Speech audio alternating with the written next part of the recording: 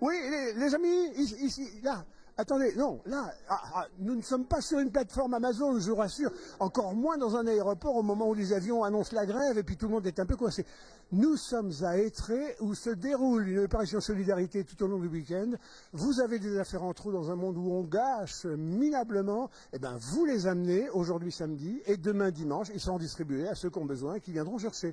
Un jour on donne, le lendemain on récupère et tout ça, ça fait la belle image de la solidarité étrésienne. Mesdames, bonjour, ça s'agite, ça s'agite. Hélène, dites, alors qu'est-ce que c'est que cette opération? Ça a 5 ans et depuis 5 ans, ça monte, ça monte, ça monte. Il y a de plus en plus de gens qui donnent. 8 ans. 8 ans. Ouais. Ça a 5 ans avec l'association CEPA. Oui. Mais avant, j'avais créé ça en 2000, enfin l'ancien mandat, 2016. Et alors dites-moi, vous avez pris cette initiative spontanément, ça a démarré ou ça a été quand même un peu laborieux? On a l'impression que spontanément les gens, quand il faut donner, on donne pour les autres. Ça a ramé? Non. Dès le départ, tu te rappelles, non. Hélène, ça prend de l'ampleur. En fait, c'est un rendez-vous, ça devient un rendez-vous à Étré, puisqu'on met 2 fois par an des affiches un peu partout dans Étré, quelques petits flyers, mais pas trop autant que ça. Ça devient un rendez-vous, parce que les gens attendent, ils sont heureux de donner. Et puis, évidemment, on a de prendre, c'est chouette. Les gens sont un peu saisis au départ, ils disent mais on paye pas? Non. Alors, il n'est pas question de sous, hein, c'est pas comme dans un vide-grenier, c'est vraiment, on donne d'un côté, on récupère de l'autre. Pourtant, je vois qu'on pèse, donc à un moment, il y a un souci de quoi, de rentabilité. Il y a un gars, il y a le peseur avec un gros peson, là, puis alors à la fin de la foire, on compte les bouses.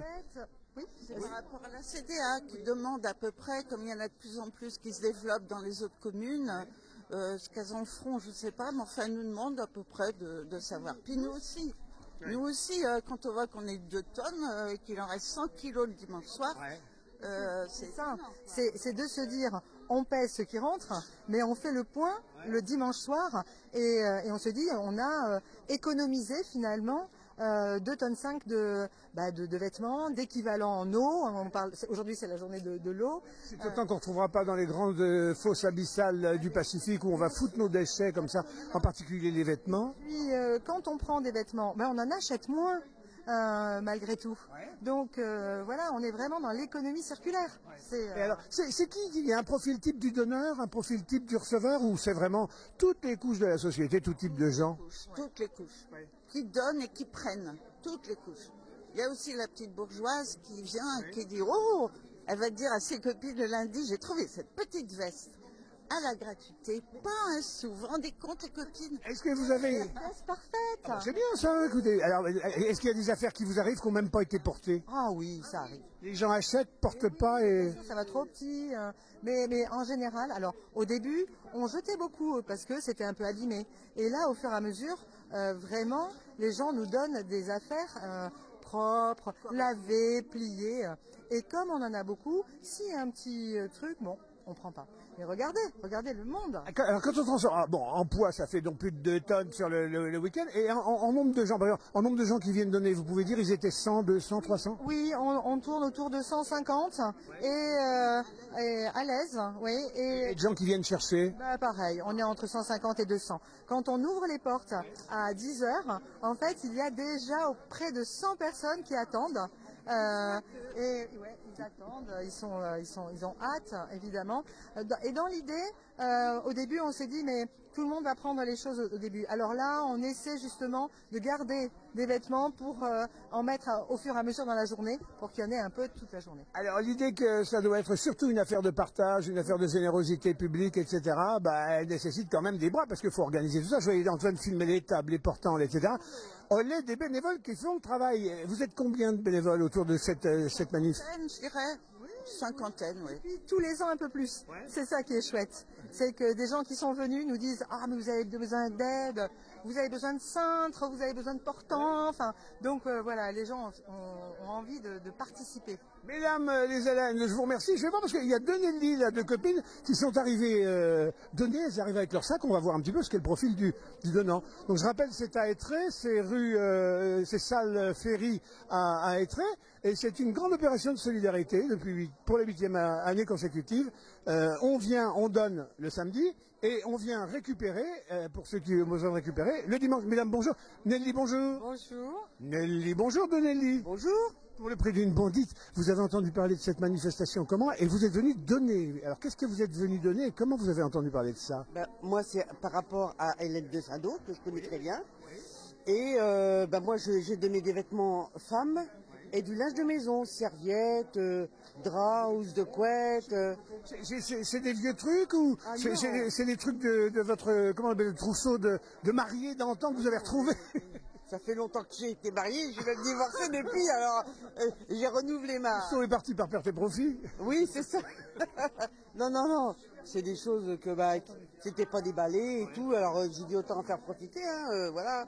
Et c'est la première année que vous venez ou vous étiez... Non. Je suis déjà venu aider le matin ou l'après-midi quand j'avais un petit moment, donc voilà. Alors Nelly, comment vous êtes, vous, quand vous êtes devant vos armoires, vos placards, dire bon, faut que je fasse ce truc, comment vous virez l'état comme ça dans les sacs plastiques ou non Ah, ça quand même, c'était la grand-mère. Quand même, j'ai essayé, j'ai dit ça me sert plus, autant en faire profiter puisque c'est encore en très bon état. C'est vrai qu'on accumule au fil des années et puis les armoires sont encombrées alors qu'il y a tant de gens qui sont dans le besoin. Donc voilà, j'ai décidé cette année de participer à ce genre d'association et puis de donner ce qui ne me servait plus. Voilà les amis, dans votre commune, vous êtes 50 bénévoles avec l'envie de faire plaisir et puis d'éviter des gâchis partout dans les magasins, mais aussi renvoyer tout ce qui vient d'Asie vers l'Asie, puisqu'on s'aperçoit que la plupart des choses qu'on nous envoie ici, quand on les renvoie après du tri, c'est pour finir au fond des grandes abysses du Pacifique. Vos affaires sont déjà parties dans le circuit, ça y est? Oui, parce qu'ils étaient là, le monsieur les a débarrassés, ils sont déjà sur les étagères. Nelly, parmi ce que vous avez amené, la chose qui vous tenait le plus à cœur, vous diriez quand même, j'ai donné ma petite couverture ou... Non, parce que j'ai donné que des vêtements. J'avais une couette, je l'ai donnée déjà au centre social l'autre jour pour les sinistrés. Et puis là, c'est des vêtements que j'aimais bien, que j'avais du mal à me défaire, mais comme je l'aimais pas, je me suis dit après tout. Et les amis, et ça continue d'arriver parce que je vois ces messieurs dames. Regardez, mais il y en a des ballots, mais à l'appel, on a l'impression que c'est l'exode. Mais messieurs dames, bonjour. Il n'y a que la moitié. Il y a que la moitié. Là. On a eu de nombreux dons de la part des employés de la Banque populaire de Rochefort, où travaille notre fille.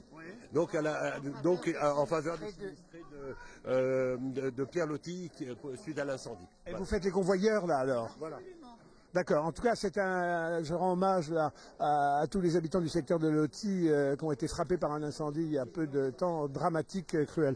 Vous voyez, c'est la solidarité à plein qui tourne. Vous savez ce qu'il y a dedans? Vous avez fouillé un peu, non? Ah oui. Je me suis... Que porte Madame Tri? Il y a des vêtements, des couvertures, une couette, des parapluies, des chaussures. Oui. Voilà, tout ce dont il pourrait avoir besoin. Vous auriez imaginé que ça puisse partir à la poubelle, tout ça?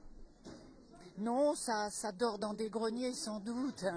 Non, il n'est pas question que ça parte en poubelle. Regardez comment c'est déjà, ça se remplit, ça se garnit. Et si vous voulez récupérer des choses, c'est des belles choses en plus, tant mieux ça ne sera pas acheté.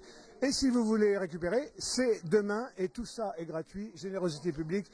Voilà comment on aime la planète quand elle est intelligente, avec un cœur gros comme ça. C'est à Étré et nulle part ailleurs. On reparlera aussi du festival à l'horizon qui annonce un certain nombre de manifestations pour les jours prochains dans Étré. On salue tous les Étrésiens et par-delà tous ceux dont la solidarité est le maître mot. Passez un bon week-end à tous, soyez généreux et défiez la météo. Il paraît qu'il ne fera pas beau quelque part, mais il fera beau dans nos cœurs partout. À bientôt les amis sur DLR TV.